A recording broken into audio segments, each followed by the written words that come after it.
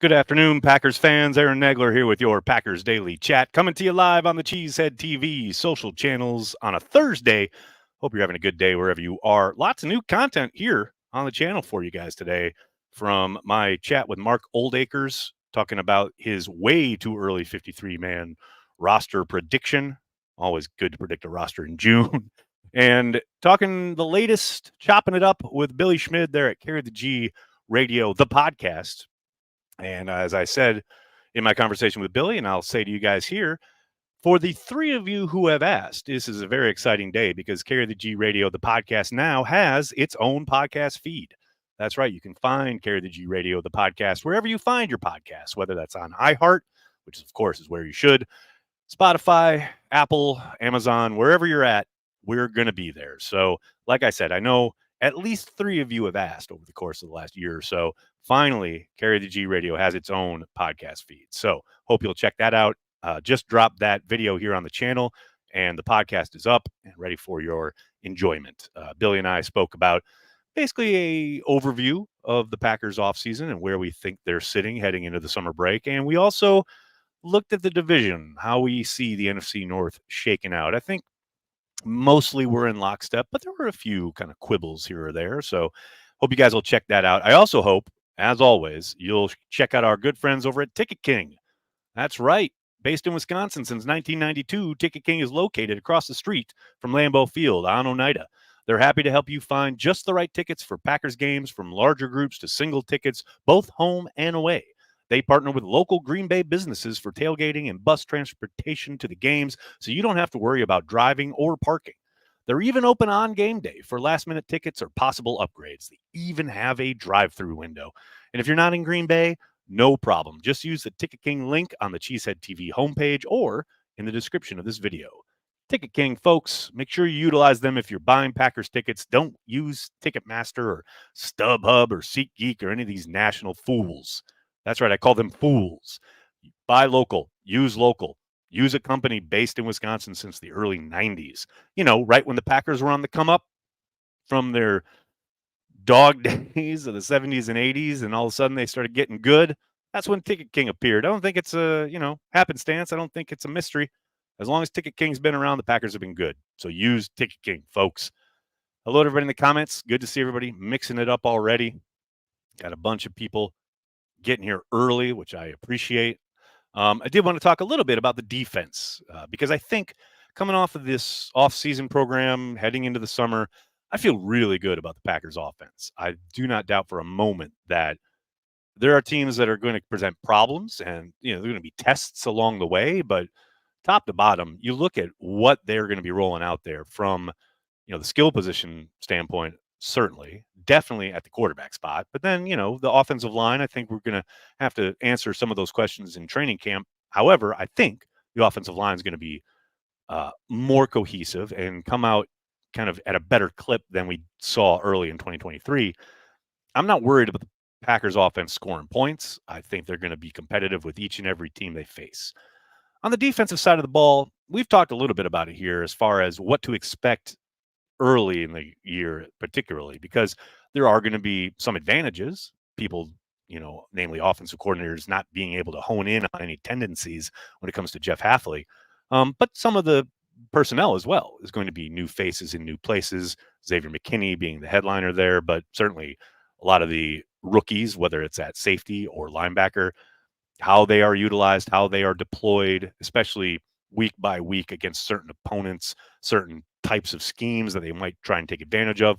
I think there's going to be times when the Packers catch people, and are able to take advantage of offenses. But I also think, as much as we like to hear Jeff Hafley talking about don't think, just play, I think that is going to, result in a few mistakes, result in a few hiccups, as it were.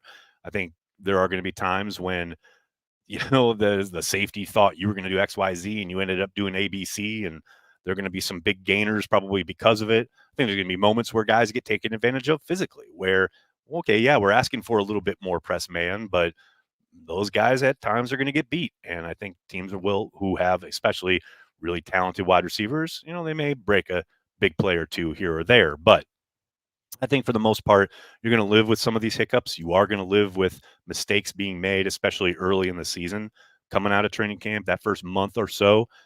But man, I expect, by week 7, 8, or 9, that's when things should start to coalesce. And that's when things should really start to gel. And I think you'll learn who's good at what and who can be placed in certain positions. Where some of these rookie safeties in particular, maybe, okay, this guy's really good at sticking his nose in against the run. And this guy in particular is really got a knack for rushing the quarterback from the slot, right? Those are things that I do not doubt that Halfley will try to suss out as much as he can during training camp, but there's only so much you can do, especially in controlled situations like that. Even preseason games, you're not running a ton of volume and you are going to hopefully get some idea, but ultimately you got to wait till things are live. And that's why I say you're going to take your lumps most likely. And there are going to be weeks where it's frustrating and weeks where we see promise and flash, etc. But yeah, by week 6, 7, let's start to see this team coalesce. And I just hope fans keep that in mind. As there will undoubtedly be frustrating moments early in the season, but just try to take a 30,000-foot view and remember how frustrating things were on offense in 2023 and then how things really coalesced down the stretch. I think maybe not that dramatically, but I think we'll see something similar in that regard. So here's hoping that it arrives sooner rather than later. Maybe it doesn't arrive even until December, which would obviously be frustrating, but I don't think should be a surprise. I do think more often than not, you can expect defenses to gel quicker because of the nature of that side of the ball being more read and react. Offenses obviously are trying to get 11 guys on the same page to work as more of a tight, finely timed unit. Whereas on defense, sometimes instincts can take over and you can fly to the ball and you can kind of diagnose a route combo and oh, I get what they're trying to do, or I saw that on tape, and you can just go disrupt it, right? And I do think they've got some guys who maybe can do a little bit more in that regard than what we've seen in the recent past in Green Bay. McKinney being one of them, I think Bullard being another. I'm anxious to see those guys get after it in that regard, just kind of breaking ranks. And again, like Halfley says, don't think, just play. I think that can serve them well in certain situations. So, all that said, yeah, I expect it week 7 or 8. That's when you should start to see this unit perform as more of a cohesive unit.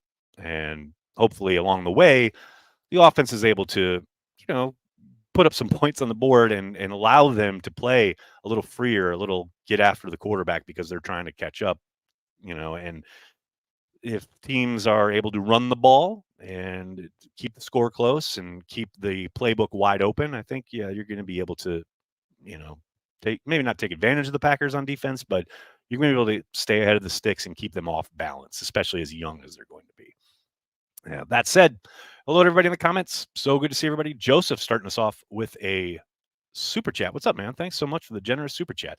Nags, awesome interview with Goot. My brother and I are heading to training camp for the first time this year. We'll be there for the first 2 days of pads. Any tips on how to watch training camp to get the most out of it? Joseph, 100% get there as early as possible to get a good seat. Now, what's a good seat? They messed with us last year because traditionally they've almost always run their 11 on 11 scrimmage stuff down by the rest center on that end of the field. But last year they ran a lot more of it on the opposite side. So people on that end were treated to a lot better view, so to speak. So I don't want to say too much as far as where to sit, but I will say get there early and get as kind of centralized as you can. And here's the thing. There are some really great vantage points all along the bleachers at Nitschke Field. There's not a terrible seat to be had per se, but the more central you can be, the more you're going to be able to take in. What's great is they run a ton of drill stuff on that side away from the media.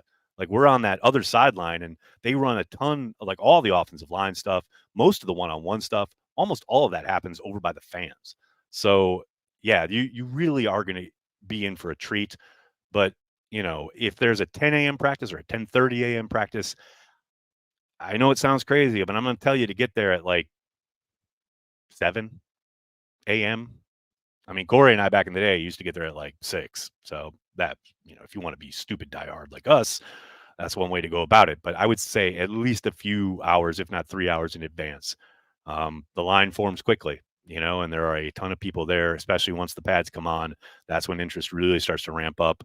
Um, but again, the experience is outstanding. If you've never been, it's going to feel a little overwhelming at first. Where to look? There's a lot going on, minute by minute. Um, just soak it all in and enjoy, because you're going to be treated to a lot. There's a lot going on each and every practice. And man, I'm so happy you're getting to come up and see it. That's great. That first kind of blush of Nitschke Field on, you know, training camp day is pretty awesome. And you experience the bikes coming down and all the players there, right? Like I said, it feels like you can reach out and just kind of shake their hand if you wanted to. I don't suggest trying to do that, but it is an awesome experience. And I really hope you have a great time, Joseph. What else we got? We got Cheesehead Joey. What's up, man? Random Packer, Jonathan Garvin. Excellent. Excellent.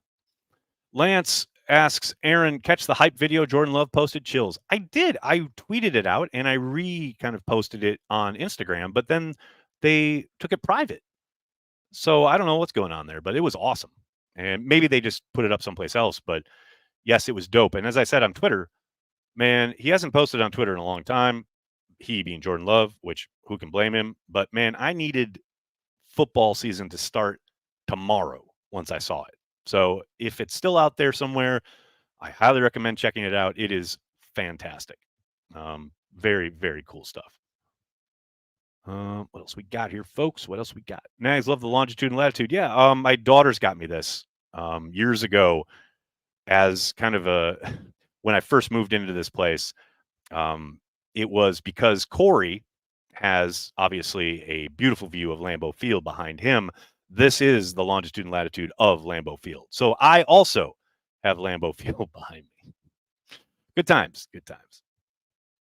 What else we got here, folks? We got Ben. Thanks for being a Carry the G Club member. Appreciate you, man. Hey, Nags, hope you're well. I love Rodgers, but it's so nice seeing drama from a distance. Great having a chilled offseason for a change. Could not agree more. Could not agree more. I highly recommend reading a piece by Ken Lass at cheeseheadtv.com. I believe the title of the post was Enjoying Aaron Rodgers from a Distance. And I thought he really nailed it. It was quite excellent. So if you haven't read that, I encourage you to do so. Very much agree with the sentiment, Ben. Jeezy baby, what's going on, man? What does a successful season for Josh Jacobs look like? Maybe 2003 Amon Green level of success? Random Packer Aaron Rodgers. Oh, you mean one of the greatest seasons ever for a Packers running back? Yeah, that's the baseline. I mean, all right, let's relax here. Let's slow down. I think Josh Jacobs is going to be great in Matt LaFleur's offense, but I do think, unlike with Amon Green, I do believe they're probably going to throw the ball a little bit more. Don't ever forget that 2003 season was somewhat a product of Brett breaking his thumb and needing to run the ball as much as they did. That doesn't take away from what Amon did. He was fucking awesome that season. Fucking awesome in general as a Green Bay Packers running back, right? I think Josh Jacobs is going to eat in Green Bay. Don't get me wrong, but I do think the ball is going to be spread out a little bit more than that season was, as far as feeding the running game. I mean, Mike Sherman was a disciple of Vince Lombardi and wanted to run the ball early and often. Matt LaFleur is not quite the same way. Though I do think Jacobs will get his in the passing game a bit more than we've ever seen him do so far in his career out there with the Raiders. So, I think he's going to be productive. Don't get me wrong, but 2003 Amon Green feels aggressive. Let's say that. What else we got? Daniel. Thanks for the super chat, man. I got my ticket for the Brazil game today. Congratulations, man. So happy, man. Hope I can meet you and Corey in Sao Paulo and give you two a gift. Oh, thank you, Daniel. That's so nice of you. Be on the lookout for information about Brazil and Cheesehead TV. I will be going, and I will be doing something along the lines of a meetup and greeting, etc. Probably the night before the game. Still have to square that away. But yes, I'm very much looking forward to it. I'm really excited you got your ticket. That is awesome, dude. I hope to meet you as well. That'll be a lot of fun.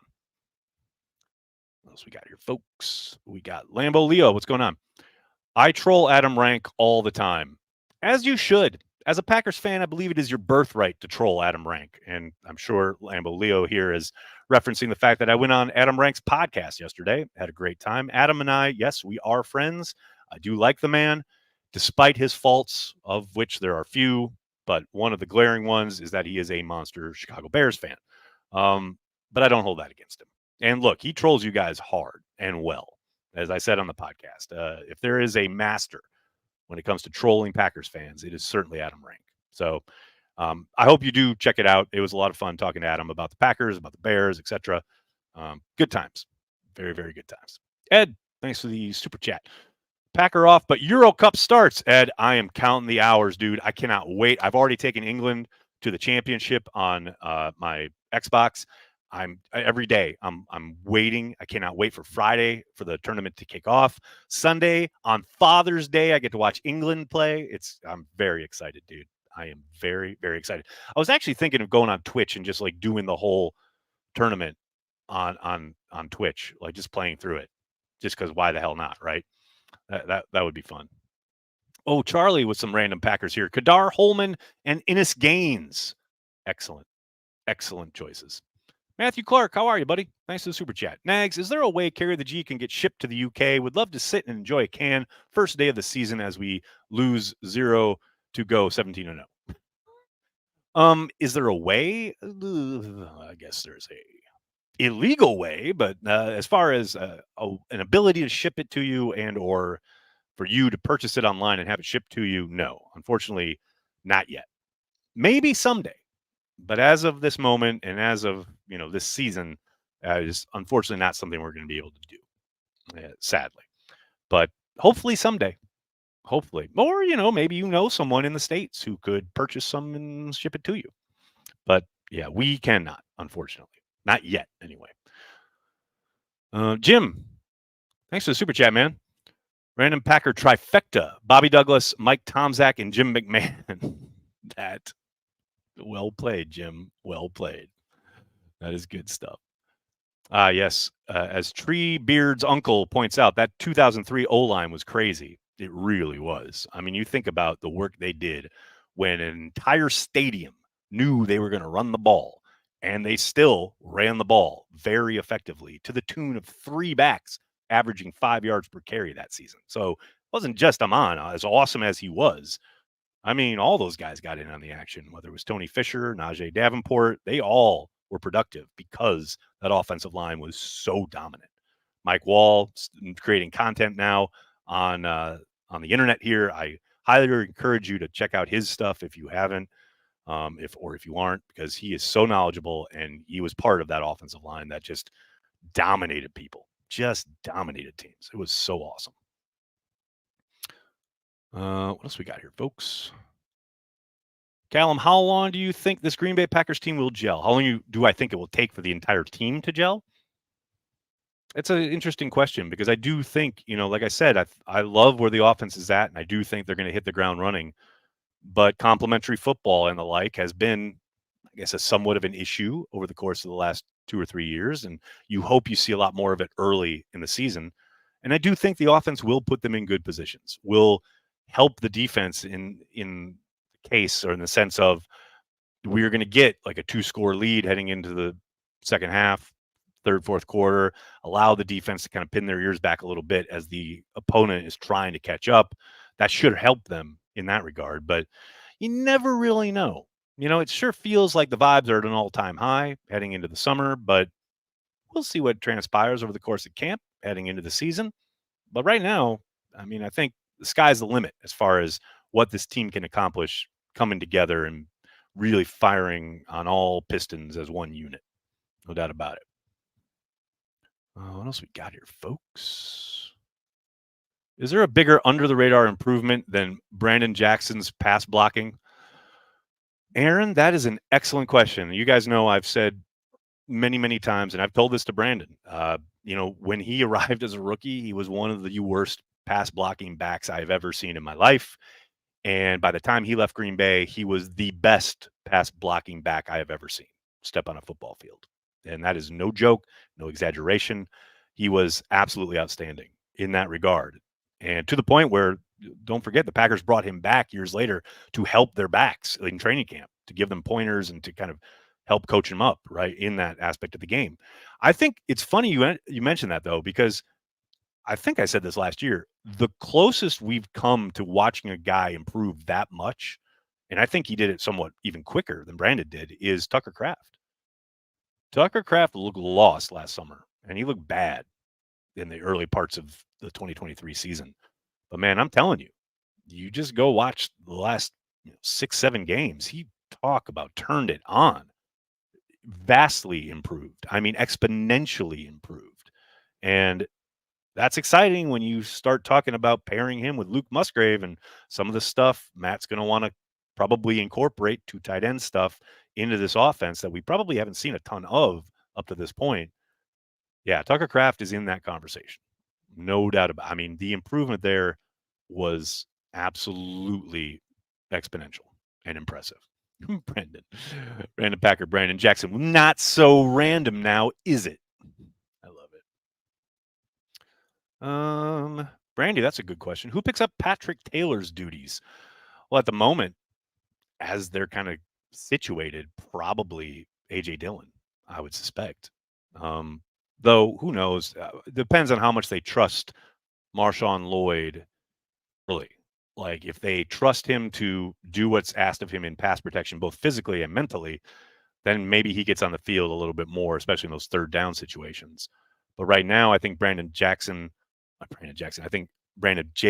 and AJ Dillon are going to be your third down guys early on, right? That doesn't mean that Lloyd can't get in the mix. Doesn't mean that maybe Wilson carves out a niche for himself, maybe in camp in the preseason. But right now, I would suspect those are the two they're going to trust in that regard, because that's what it's about, is trusting them to do what's necessary to not only, utilize them in the passing game, but also keep Jordan Love upright, because that's job A number one on third down. No question. All right, everybody, I'm going to have to get going. Cannot thank you enough for hanging out, talking Packers each and every day, Monday through Friday, right here on the Cheesehead TV social channels. Carry the G Club members, Patreon members, don't forget, we have happy hour at the top of the hour, 6 p.m. Eastern, 5 p.m. Lambeau time. The information is on your respective pages. Hope to see you there. The rest of you, please do me a monster favor. Hit like on the video, subscribe to the channel, and then tell your friends and tell your family. Cheesehead TV, we are devoted to Green Bay Packers fans worldwide. Thanks a lot, everybody. Have a great night. Go Pack, go.